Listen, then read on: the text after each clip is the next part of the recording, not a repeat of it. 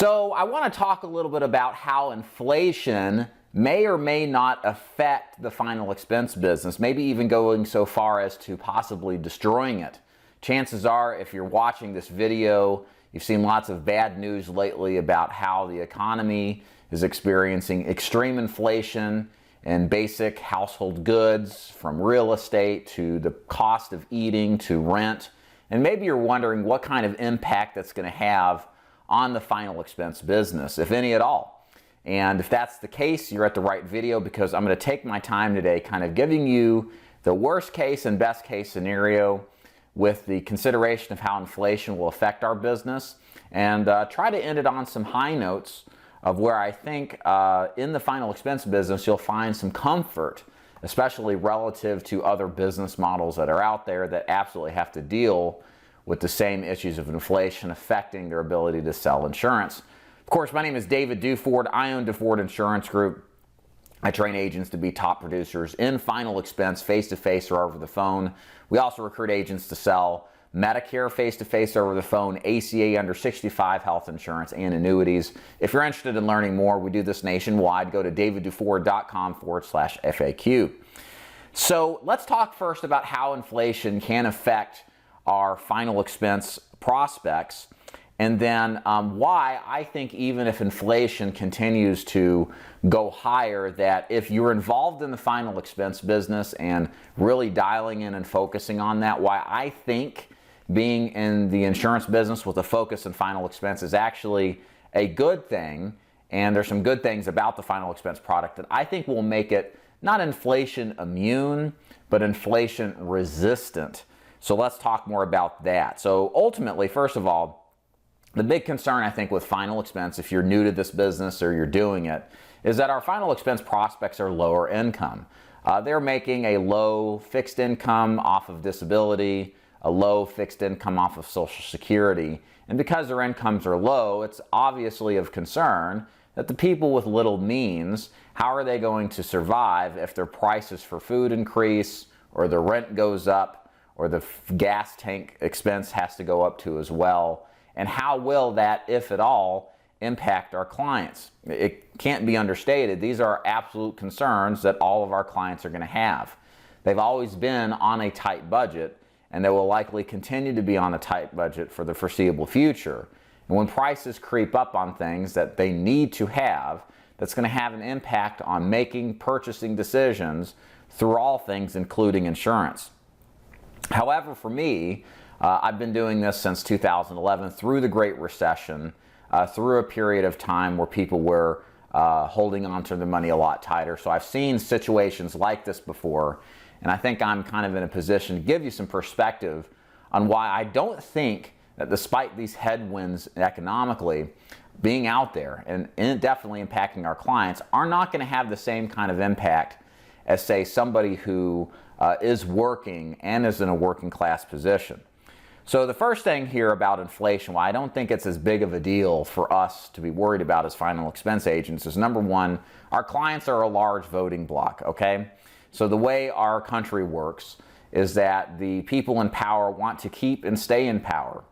And there's different constituencies, excuse me, that have a vested interest in making sure the Congress critters that they put into place actually follow through in protecting them.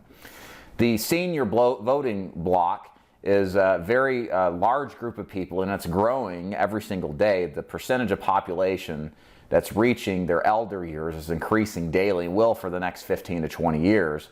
And they absolutely have the time and desire to go vote, because they've worked all those years to have Social Security, they've worked all those years to have Medicare, and they want to live out the promise, essentially, America has given them, to have a comfortable, relaxed, low stress as possible retirement into their golden years. And I think that seeps down into the impact of what inflation will have on seniors specifically. This country has a history of granting privileges and handouts to people who are of lower means. And I think that kind of pattern of behavior will continue if things were to worsen and dramatically impact senior population. So a couple of things, for example. We see the food stamps that are available to seniors. We see government programs like Medicaid available to seniors that help offset expenses. We see things like extra help that lower Medicare costs, or the low-income subsidy that removes the Part B required premium that's normally removed from the senior's paycheck. These are substantially important programs that allow millions upon millions of lower-income seniors to maintain dignity and not financially stress and struggle as much as they would otherwise. And I think part of that process is because of the large voting bloc, because this is what they want, they voted it in, they know it's important. So I think there's this continual effect that there is a vested interest in keeping this group of people happy, because simply put, they vote and they're going to vote for people who do what they want. So I don't see that changing personally, especially with the growth trajectory the baby boomer market is moving into, which is this retirement years where stuff like this is of utmost concern. The other thing I think from a demand perspective that makes final expense a safer play in an inflationary environment is the nature of where our prospects are at. Simply put, they're closer to death. You can't escape death. You can believe it's not going to happen to you for a long time if you're younger, and that might be statistically true. But you get to a point in your 50s, 60s, and 70s where you're facing death in the face. I mean, you may not die tomorrow, but you see people, family and friends, people you know, that have passed away. And death is more relevant and prevalent than it was in your younger years. And all of these circumstances stimulate the necessity to be protected, and the awareness that if they don't have coverage, that they need protection to take care of their situation when they die, to cover their burial or their cremation expenses. So even in an inflationary environment, inflation doesn't change the fact that death is closer in relativity speaking to our prospects than when they were in their 30s or 40s. For me, this is why at the Ford Insurance Group, we're making a specific play and keeping a focus on final expense, but not focusing more on the working class markets, the younger than 50 markets. Not that there's no business there.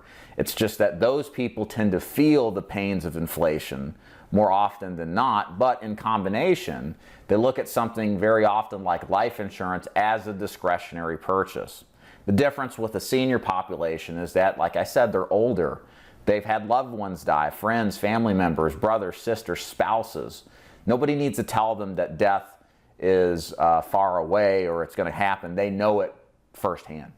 And they're more likely, because of that, to have a higher demand to actually buying this stuff. And I learned this the first time I was in the business in 2011. I'd come from the personal training business. And what a lesson it was to go from a discretionary product, which personal training is. You could always just go to the gym instead of paying money for a personal trainer, to go to life insurance sales of seniors. They were buying without any sort of slowdown during the Great Recession, simply put, because they're getting older. They need to have protection in place because they don't have enough. And this is good for business, bottom line. So the last thing I'll mention here is inflation, I believe, ultimately not only is going to have very little ultimate impact on our ability to sell in the first place, in all actuality, it's going to help us sell that much more. What I mean by that is that inflation causes prices to go up, including funeral expenses. And what happens is that with the rising cost of funeral expenses, it's not going to be enough just to get coverage for what's covered for today. Because the way inflation looks, even in a normal inflationary environment where things go up in price but not to a significant higher extent like what we've seen the last year or two, is that you're going to need more coverage anyway, despite the fact. But the fact that inflation causes prices, including the cost to die, to go higher, you're going to need more coverage to protect against the expected or anticipated costs, not just for today's cost, but also for the next 15, 20 plus years. One of the things I like to integrate into our final expense presentation face-to-face over the phone is an actual conversation about how inflation is rearing its ugly head, and not just in today and not just in the past, but also into the future, and showing the client or describing to the client the kind of inflationary impact on prices it has over even a 20-year period. In short, it doubles the price very in a normal inflationary environment in just 20 years to just the cost to die. All of this is used, and here's where I'm going with this, guys, to help us sell bigger policies. We help justify to the client why they need to spend more than they originally thought, because they see that the need is much larger than they originally anticipated. This helps us close more deals and likely close bigger deals too. So long story short, I feel pretty positive about this. Don't stress out too much about this business, guys. I've lived through a recession before. Final expense was crushing it back into 2010s. It still is. I don't see this changing, because now what we didn't have as prevalent back then that we do now is a huge undercurrent trend of more older people every day. And the more people hit retirement, the more people are disabled, the more people lose their insurance from work, and the more relevant it is to them that having life insurance, final expense coverage specifically, is an absolute necessity, not a discretionary purchase, that they need to have it to have peace of mind to protect their loved ones. If you want to learn more about joining DeFord Insurance Group to sell final expense, I invite you to go to daviddeford.com/FAQ. And as always, thank you for watching. See you next time.